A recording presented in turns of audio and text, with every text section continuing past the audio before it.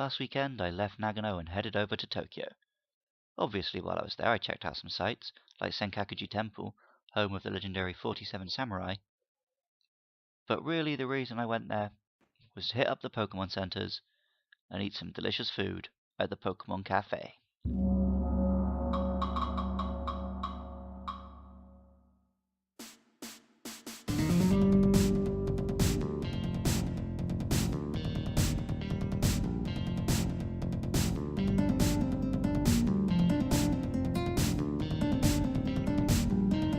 After a 4-hour bus journey from Nagano, I finally arrived at Tokyo, the biggest city in the world.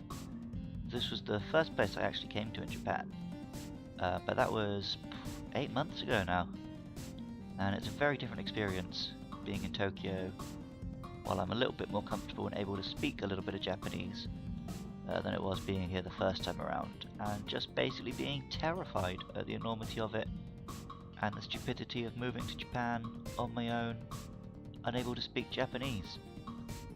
On my first day I checked out the Tokyo Mega Pokemon Center, but my booking for lunch at the Pokemon Cafe wasn't until the next day, at which point I rolled up at the even more impressive Pokemon Center, which has a dedicated lift up to its own floor on this building.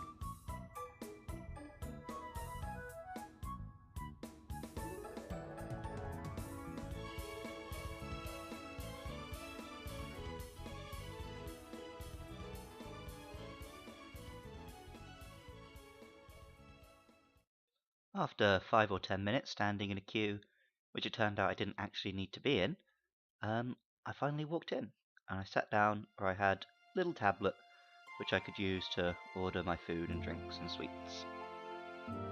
The first thing I grabbed was my main meal from the Halloween menu. I got the Ghastly Burger. As you can see, it's less of a burger, more of a sort of pork cutlet, but it was really nice. Chips were a little cold, kind of reminded me of the Viggo Mortensen quote that gets shared around, where he talks about the gulf between a hot McDonald's fry and a cold one. But I dipped them in the little pot of, I don't know if it was some kind of soup, or honestly it tasted like a big cup of hot butter, which was delicious, but as I drank it I could feel it murdering me. And then there was the burger, which was an absolute beast, and as you can see here, it was a bit of a struggle to get it in my mouth, so I did eventually have to give up and use cutlery like a dork.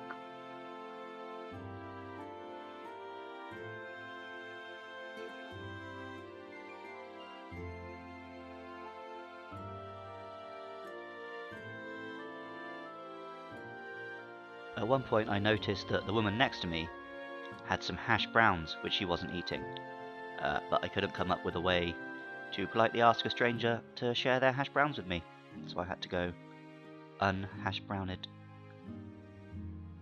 For my drink, I had planned to order the Eevee latte, because I wanted to get something non-Pikachu, but then I looked on the like Halloween menu, autumn menu, whatever you want to call it, and they had a hazelnut one, but it only came as Pikachu, so in the end I went for that. It was actually really nice.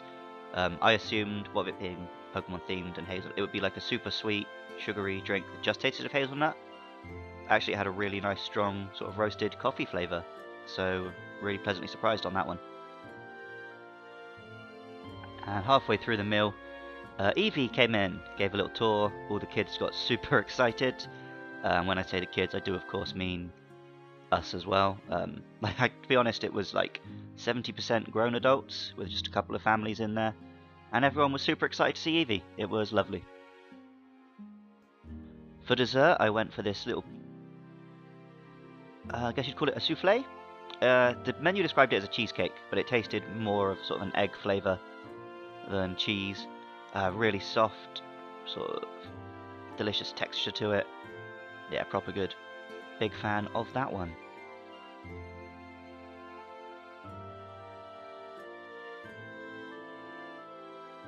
And there was even a little biscuit to go with my cuppa. Perfect. And that was the Pokemon Cafe. A little pricey maybe, but for my money, worth the trip to Tokyo. And at the end there I picked up some great snacks, which I'm sure you will see in future videos.